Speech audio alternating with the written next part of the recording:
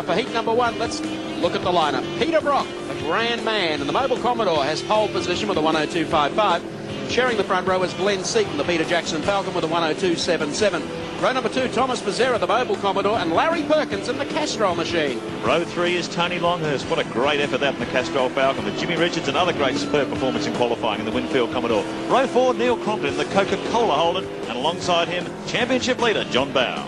The 5th row sees Alan Jones in the PJ Falcon on the inside and Wayne Gardner, the Coke machine, on the outside. Row number 6, Mark Skaife, the defending champ in the Winfield Commodore, and Dick Johnson in the Shell FAI Falcon. From row 7, car 10, Mark Larkham in the Mitre 10 Ford with Alan McCarthy, the local star, alongside him in the AmCap Holden. Row 8, Paul Romano and David Attard in the Alcare air conditioning car alongside him.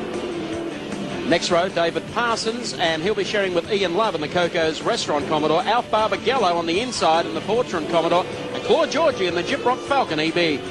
Then the last row, Kevin Waldock in the Tin Komatsu Falcon and John Trimble in the Daily Planet Falcon EB.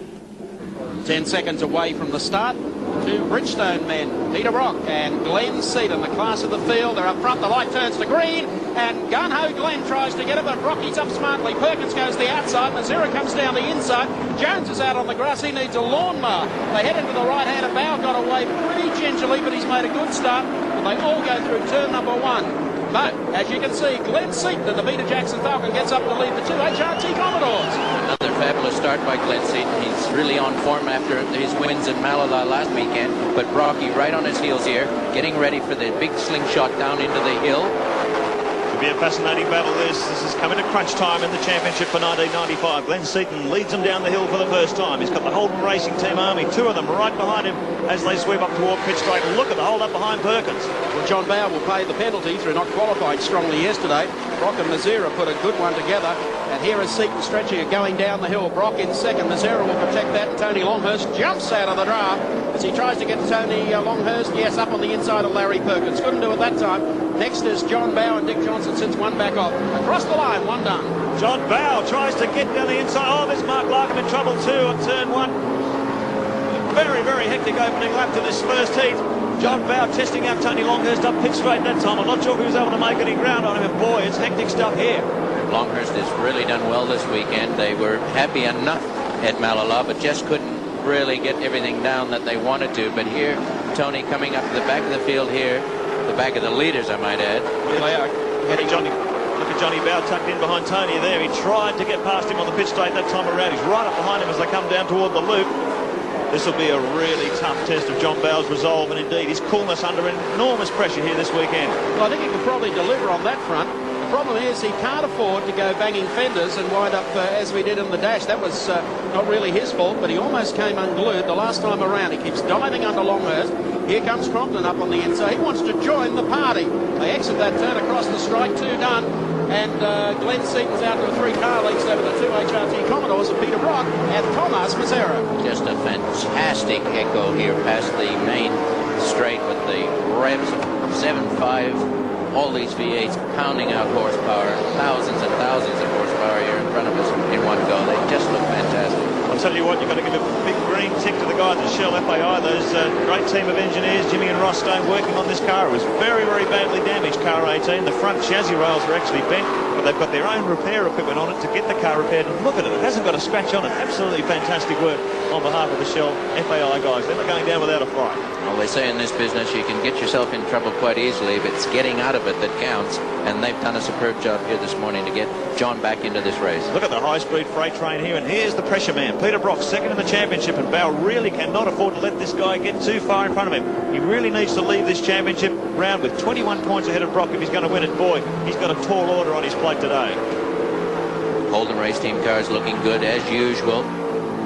Under the guiding hand of Ron Harrop, these fellows have been working extremely hard this year on little things, a little bit here, a little bit there. It's all adding up. They've got 2 fabulous drivers that can relay what they want out of the cars. It's not happening by accident. A lot of people think these cars just get a coat of paint, some fat tires, and a bit of a short back and sides during the week, but they really are worked on morning, noon, and night. Let's take Castrol Oil's race cam. We ride with Larry Perkins. He sits in behind the 2 Mobile Commodores of Peter Brock and Thomas Mazzera.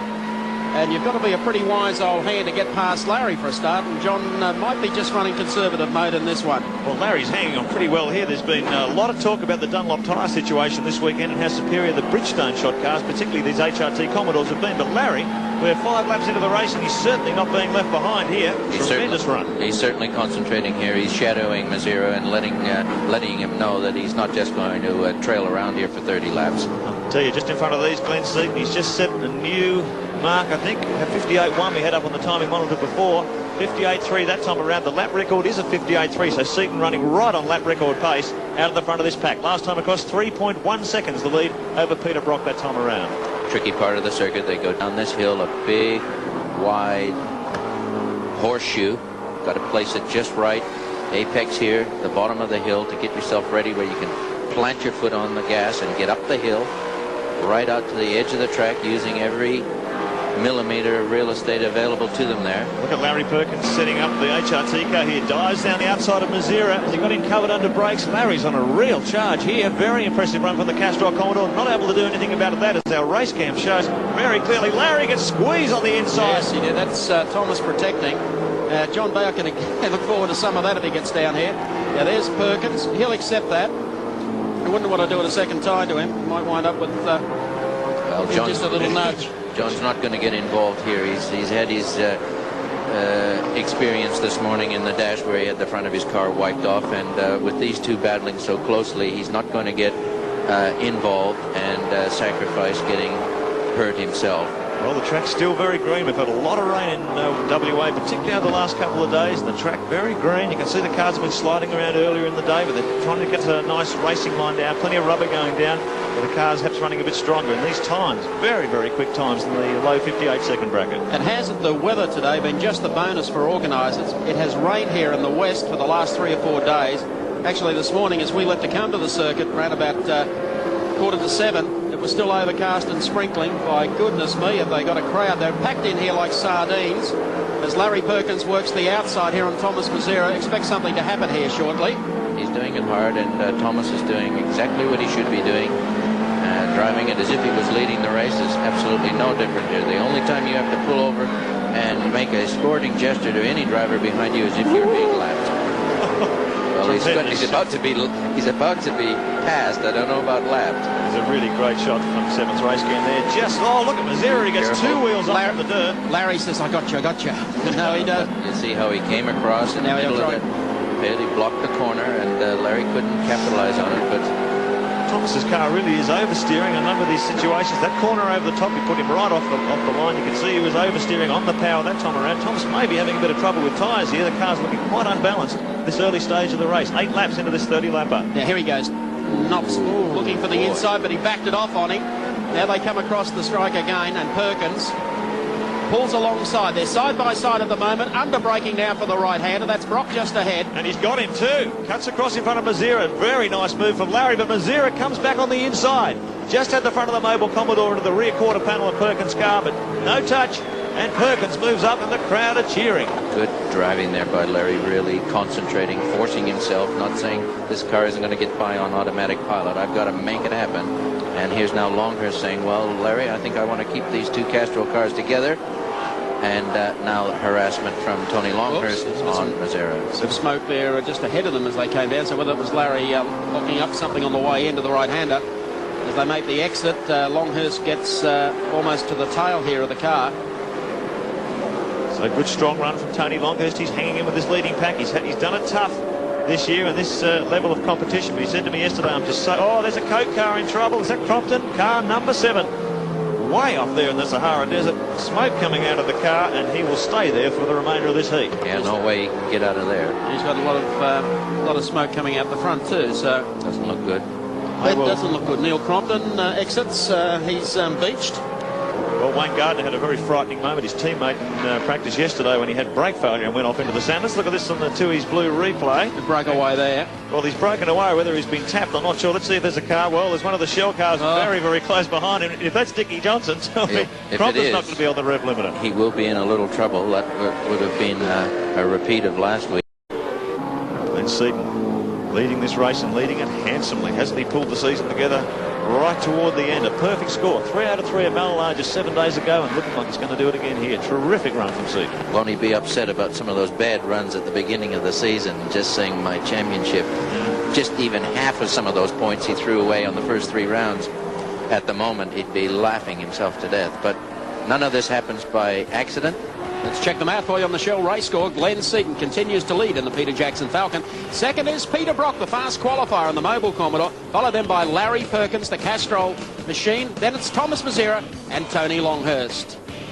Ooh. Down on the inside. Oh. Hey, out of the way. Let's go some racing. John just turned in so late there, and by the time he realised where he was, Jones was well in alongside him. There's nothing he could do. Pushed out of the way. Jones moves up against so Bowe now starting to struggle for a bit of speed. Not so much pushed out of the way, passed. Passed out of the way. Oh, Wayne Gardner, your Coke cars are in trouble here today. Gardner off in the sand too. The pause that distresses. Oh, he's really been in the wars. The battle damage on the car from that dash earlier in the day. Now he's in the sand. Be trying to. Well, he'll get out. But it just has not been. Here's what happened. Just broke away. That's where he had the brake problem. In practice yesterday and hit the binders doing 170 clicks. Nothing there. Look at Tony Longhurst up the inside of Alan Jones here, and a very, very clean overtaking manoeuvre. He just walked past him. So down into Bridgestone corner, Tony Longhurst. Oh, Alan Jones is in trouble. You can see he went offline there. Has he got a mechanical failure in the car? There's smoke belching from the front, right and left wheel, I should say. Where's that smoke coming from? That looks like it's coming out from behind the bumper bar, Alan. Maybe a mechanical problem. It could be, man. He's backed off as well as limping. So Alan Jones, who we saw just past Bowe a few laps ago. Let's see if Bowe can pounce on him this time around. He's certainly slowing. Alan Jones, very unusual. Tony Longhurst pushing past him on the corner on the straight that time. Ran offline. What is that? It's like it's the top of the guard. We shall see. Yes, Glenn Seton doing it very, very nicely. He got a lot of wind up his sails last weekend. 3 starts, 3 wins, and just spread eagling this field. Would feel tremendous here at the moment. I would have thought that Brock, the last couple of laps, has actually gained a little territory back. Not a lot. Well, Seton had it out to 3 seconds last time around. It was 2.7 on the previous lap. So we'll just wait for the transponders to come up. 2.46, so Brock's down under 2.5 seconds behind Seton. He is closing the gap, a few tenths each time. Brock is just thinking to himself, 32 points to make up. Seton's in the better position, I guess, in making some up. And Brock desperately needs 32. After his charge through the field at Malala, Brock is probably feeling a bit lonely out here, saying, where's the action, chaps? But we can be reminded that all of the cars are behind him on this occasion. Just behind Larry, John Bowe has just moved up on Alan Jones. Alan must be struggling with that mechanical problem, whatever it is. That smoke billowing from the front guard. And Dick Johnson has also gone through. So behind Larry Perkins here, he'll be seeing his mirrors full of Shell Falcons. They continue the pace they've got at the moment.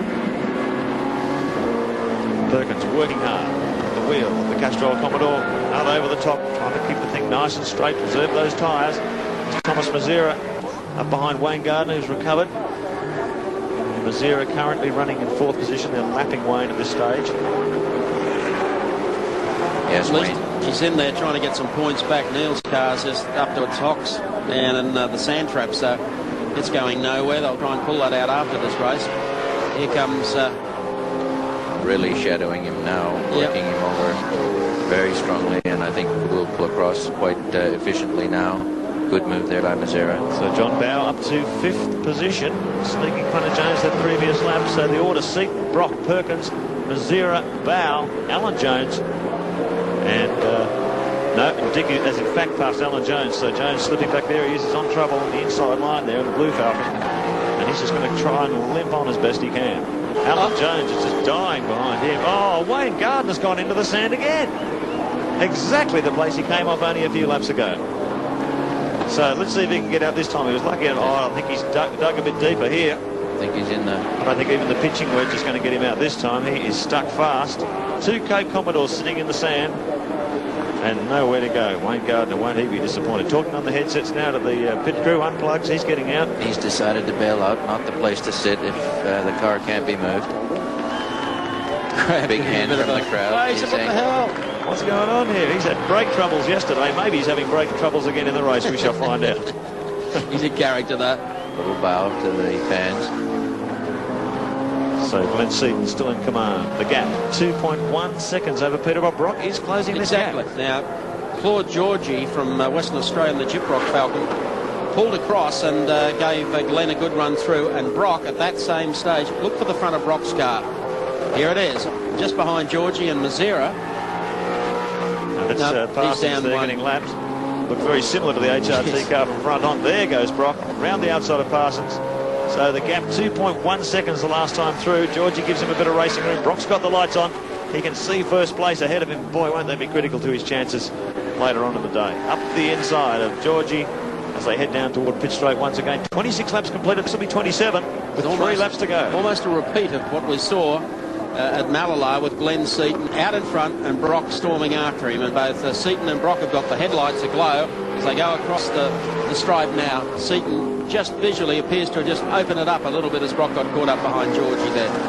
Well, keeping the gap static, 2.06 seconds. It's just over 2 seconds now, the gap between Brock and Seton with 3 laps remaining. Yeah, there's not a lot in it, Mark, and Brock has been on a consistent charge, and his tyres are obviously just perfect the last couple of weeks. And Seton, as we said earlier, if only he'd had this sort of consistency at the early part of the season, there's a few you can think that were thrown away. Brock's been very good on his tyre choices this year, really critical. He's always gone for Bridgestone's hardest compound on the back. They're really hard tyres that we can drive into the ground and give the car heaps. And they hang in there, obviously getting plenty of speed out of them too. And this package comes on particularly strong in the last third of the race, as you're seeing here. Brock closing the gap on Seton all the time. Well, just Jones, slowly, but he's doing it. Jones is in for a stop down in pit lane. He's gone backwards through the pack.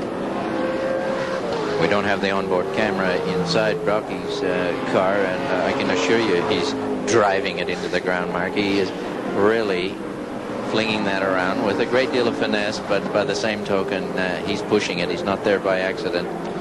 Well, just showing the strength of these Bridgestone tyres too. These are the only guys on the track now running in the 59-second bracket. Everyone else has slipped up into the 1 minute or higher. And it really is testament to the tremendous grip and durability of these tyres under these conditions. 29 laps as they come across the start-finish line this time around. There's Alan Jones in trouble. The car has been sick and dying on him as he's tried to keep it going, but just couldn't bring it to the finish line. Jones ready to step out. We don't see this very often, but it is a tough job to keep 2 cars running. It's hard enough to keep 1 car running. Absolutely right. Car number 30 about to get, I believe, the last lap board as he comes around. That's Glenn Seton. And I thought I detected He's got smoke as He's well. got smoke coming off the inside, off the front. He has a lot of smoke coming out of the inside. Exactly the same situation as Alan Jones' car. The smoke is coming from the same point. It's as if the cars are coming down on the wheels. I don't know whether the shock absorber leakage. Look at the damage to the front of the guard there too, Alan. Exactly the same scenario that unfolded for Alan Jones. The only good thing Glenn will know is that it took a long time to stop Alan's car. And hopefully, but Brocky will be smelling that smoke, and he'll be smelling that checkered flag too. Well, they've got not too far to go. If he can get into this turn here and just bring the power on it right, he'll have Brock on his tail as they exit that turn. Here comes Peter Perfect after him. They've got half a lap remaining. A run up the top of the hill here, then a run down the other side. Brock starting to get the air in the nostrils now. Now the really hard-pitched run at the right-hander, but I don't think he's going to do it. Seton's car might be wounded mortally. They close him up in the last corner. The Ford of Glenn Seton gets out, accelerates. Smoke comes out of the outside front, but Seton brings it across the line to beat Peter Brock. And third place is going to go to Larry Perkins, who will just survive to beat home Thomas Mazera. The fourth and John Bowe will pick up 5th spot. Dick Johnson in 6th.